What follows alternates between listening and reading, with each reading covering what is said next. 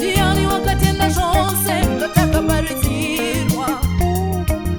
ruoko rwa Jehova rwakaratizwa kunani